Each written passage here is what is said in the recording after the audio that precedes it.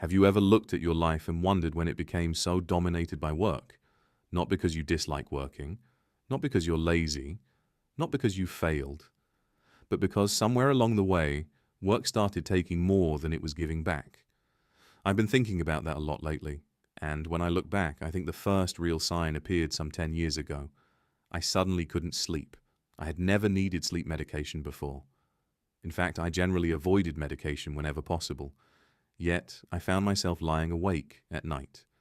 And when I eventually fell asleep, I often woke up a few hours later and couldn't switch my mind off. At the time, I told myself it was stress. Not because anyone was standing over me demanding more. Most of the pressure came from me. I cared about the work I was doing.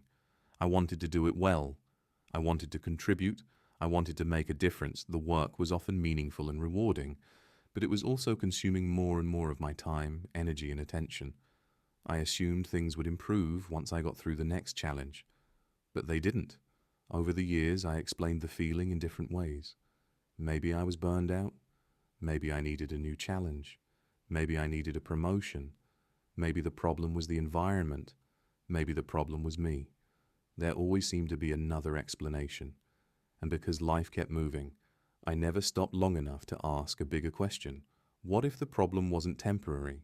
What if something deeper was going on? The strange thing is that I wasn't completely unaware of what was happening.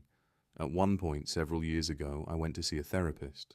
I was trying to understand why I felt so uneasy, why I was questioning a career I had spent years building, why I felt increasingly disconnected from the path I was on. I spent a number of sessions exploring those questions, but eventually life took over again. Work continued, responsibilities remained.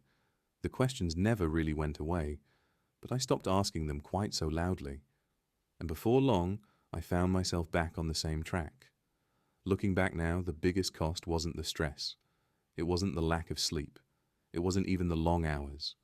The real cost was everything that slowly disappeared. Time with family, time with friends, time outdoors, exercise, rest. The simple things that make life feel balanced. The things I claimed were important. The things I genuinely valued. Without realizing it, I had built a life where the most important things were always postponed until later, after this project, after this deadline, after this busy period, after this year. But later never seemed to arrive. Recently, I've had to confront a difficult truth. If I continue exactly as I am now, where does this road lead? More years of postponing what matters, more distance from the people I care about, more time spent maintaining a life rather than living it. I don't think that's what I want. The truth is that I don't want a life centered on self-preservation. I want a life centered on engagement, contribution, relationships, and growth. And I don't think I'm alone. I'm not starting this channel because I have answers.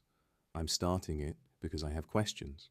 Questions about work, meaning, identity, purpose, and what happens when the life you've built no longer feels aligned with the person you've become. I don't know exactly where this journey will lead, but I know I can no longer ignore the questions. Maybe you've experienced something similar, not a crisis, not a dramatic turning point, just a growing awareness that the life you're living is costing more than you're willing to pay. If so, perhaps we're asking some of the same questions, and perhaps that's a good place to start.